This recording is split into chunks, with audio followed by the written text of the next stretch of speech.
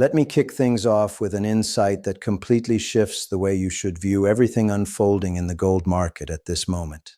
Gold is sitting at $4,428 per ounce right now on March 28, 2026, down 21% from its record peak of $5,596 hit back on January 29th. Over the past 48 hours, I've pored over every piece of data I could get my hands on. Vault movements, central bank reports, IMF submissions, and the latest from the London bullion market. And what stands out to me isn't what the mainstream narrative keeps repeating. Most folks are hearing that gold is dropping simply because the dollar is strong and interest rates are elevated. That's accurate, sure, but it only tells half the story. There's another powerful dynamic at play here, one that Wall Street anticipated, yet hardly anyone has laid out plainly for everyday investors. Until you grasp this, you won't fully see why the major shakeup ahead, the one I'm labeling the largest reset we've seen yet, is poised to dwarf anything this bull market has delivered so far. Turkey's central bank offloaded and exchanged roughly 60 tons of gold valued at more than $8 billion in just 2 weeks following the outbreak of the Iran conflict. This wasn't some routine portfolio tweak. It was a central bank essentially facing a margin call triggered by war.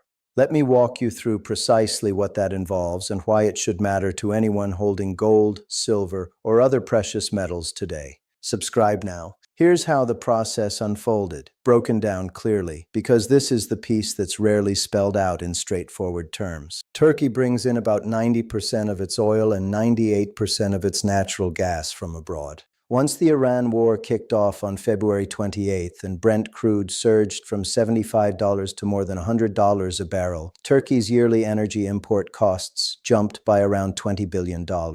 Not over time, but right away. That's because those energy deals are settled in dollars, and Turkey requires dollars, not lira, to cover them. The Turkish lira has plunged to fresh all-time lows against the dollar on at least 11 separate occasions since February 28th. In 16 trading sessions, the currency has been in free fall, forcing the central bank to step in and protect it. If they don't, inflation, which is already running at 37%, will spiral even higher, eroding political stability and cracking the entire economic foundation. So Turkey is left with 3 tough choices, each one painful. Option 1, allow the lira to collapse completely, which would be political suicide. Not going to happen. Option 2, exhaust their dollar reserves. They're already doing this, and those reserves are running thin. Option 3, sell gold, convert the proceeds into dollars, and use them to shore up the currency. JP Morgan has calculated that precious metals totaling about $30 billion out of Turkey's overall $135 billion in assets held at the Bank of England could be tapped for moves like this. Turkey went with option 3, 60 tons in 2 weeks, $8 billion.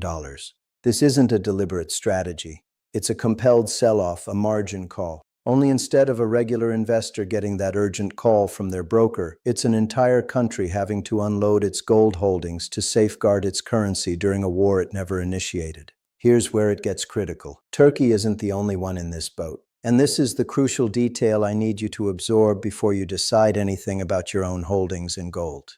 Russia's central bank started selling gold back in 2025 to cover war-related costs, bringing in roughly $2.4 billion through February 2026 and trimming its reserves to a 4-year low. Poland's central bank, the biggest gold purchaser globally over the last 3 years, has floated a plan to convert around 550 tons of its holdings into cash for defense needs, worth about $13 billion.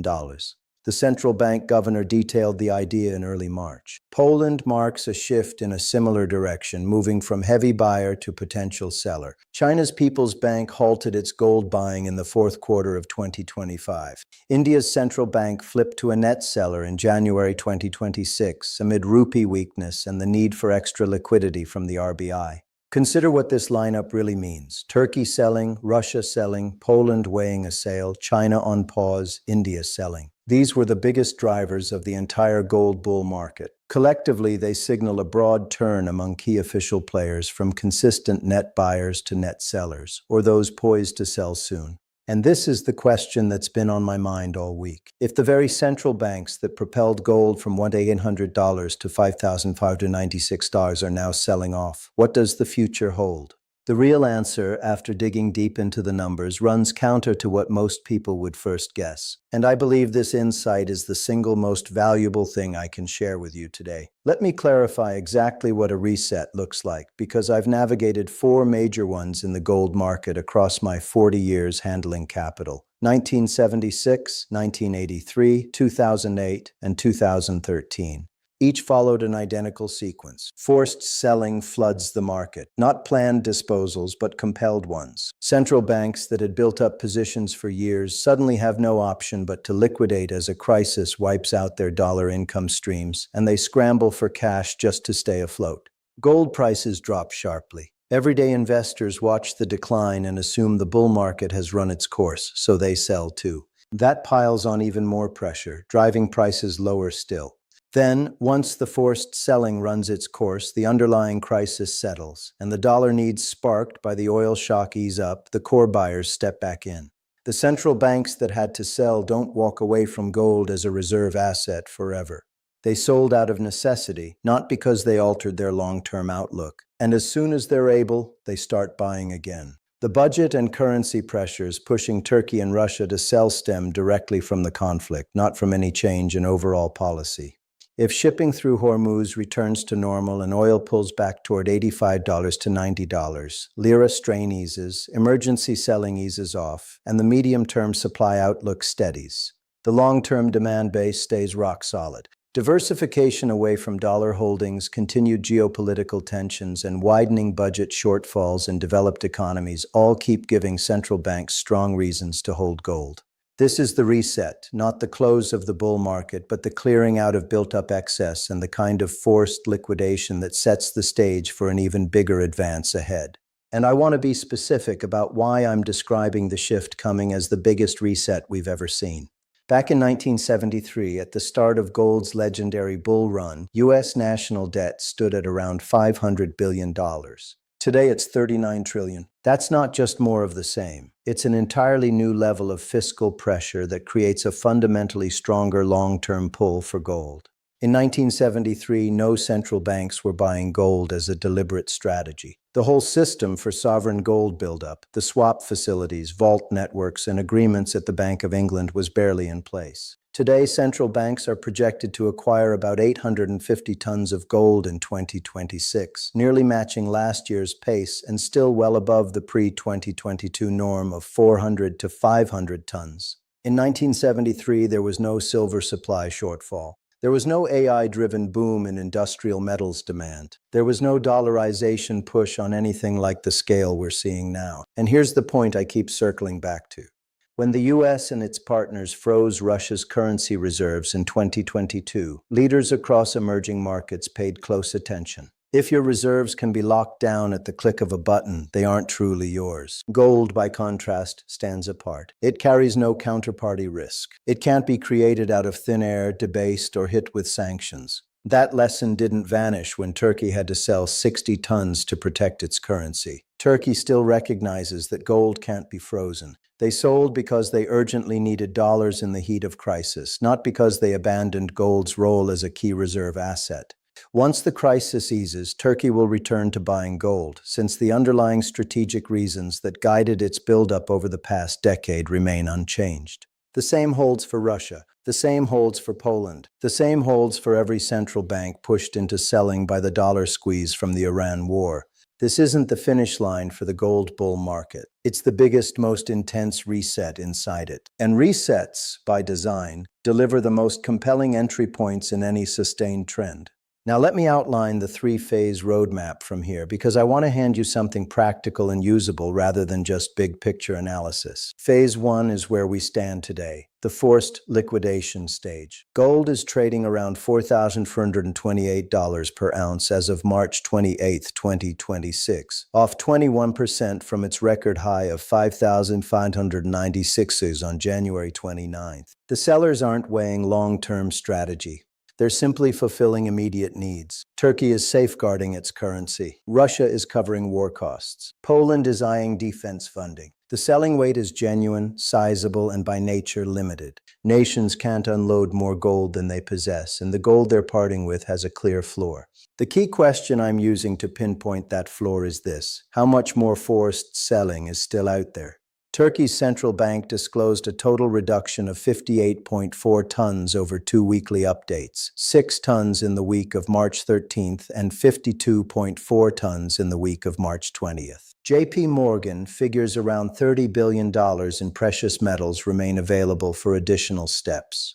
That's a capped amount. Turkey doesn't have endless gold to sell. Saudi Arabia's official reserves, roughly 323 tons, show no change according to the most recent IMF figures, with no verified sales. The UAE holds about 11 tons. Kuwait holds about 79 tons. The talk of widespread Gulf state selling remains unconfirmed in the IMF data. What is confirmed centers on Turkey and Russia. Any chatter about broader Gulf involvement may be weighing on prices through sentiment alone, without actual new supply hitting the market. Phase 2 is the stabilization stage. It kicks in once oil levels out, and the mix of Saudi pipeline capacity plus backup shipping paths soaks up enough of the Hormuz disruption that the urgent dollar needs of energy importing countries start to fade. Trump has been signaling possible talks with Iran, discussions the president described on March 26th as already progressing, even though Tehran pushed back firmly. When oil settles into the $85 to $95 range, the extra dollar demand that's cornering Turkey begins to ease. The lira steadies, forced sales taper off, and the gold market starts shifting back toward its underlying value instead of the crisis-driven clearance price. Phase 3 is the structural comeback. This is when the central banks that sold under pressure start rebuilding their positions, not right away, but typically over the 12 to 18-month time frame that past resets have followed. China and India haven't given any hint of scaling back their build-up plans. The PBOC kept adding gold for 15 straight months through January. The committed buyers haven't exited. They've only hit pause or been required to sell for a short time. When they step back in, and the fundamental drivers I've outlined convince me they will, they'll be entering a market that's already absorbed the forced selling, where prices have reset lower, and where the chance to accumulate is greater than it was at the earlier peaks. And don't overlook Russia's April 2026 cutoff. Russia is outlawing gold exports starting April 2026, banning shipments of bars larger than 100 grams. Every Russian gold owner wanting to move assets freely has only a narrow window of days to offload into global markets before it shuts. That activity is feeding current selling pressure. But once it wraps up and the export ban locks in, a major near-term supply source disappears for good, while a key gold producer gets cut off from international buyers, tightening supply down the road. Let me wrap up by highlighting the two signals I'm tracking most closely to spot the start of Phase 2. First, the Turkish lira. It has touched fresh record lows at least 11 times since February 28th. Once the lira steadies and the strain on Turkey's central bank to sell gold for defense eases, one of the two biggest verified sources of selling in this market will have eased. Keep an eye on the USDT exchange rate. When it stops setting new lows, watch gold. Second, the Hormuz picture. Every additional week the strait stays disrupted means another week of heightened dollar demand from energy importing countries. Every week oil stays above $100 means another week pushing Turkey into a corner, draining Gulf dollar buffers, and nudging central banks toward sales. Track Brent crude and tanker movements through the strait. When oil eases toward $85 to $90, the core force behind this whole wave of forced selling begins to lose steam. I'll share what I truly expect once both of those signals stabilize. JP Morgan has lifted its gold price forecast to $6,300 per ounce by the close of 2026, with an $8,000 upside case still on the table. Those targets came out before Turkey's $8 billion sell-off, and they haven't been pulled. The research teams behind them aren't seeing gold slide from 5,596 to 4,428 hours and deciding the long-term case is broken. They're seeing forced liquidation create exactly the kind of buying window that precedes the biggest reset yet. I've lived through enough of these cycles to state this with real conviction. The forced selling doesn't alter the final destination. It simply changes the price you pay to get there. The biggest reset yet isn't something that already took place back in January.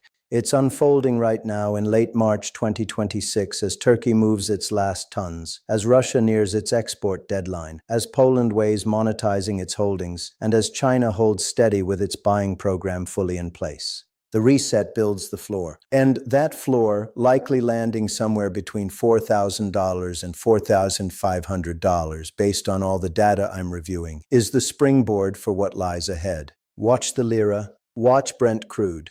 Stay patient. And don't let a phase of forced liquidation that you now understand cause you to overlook the biggest move yet in the gold bull.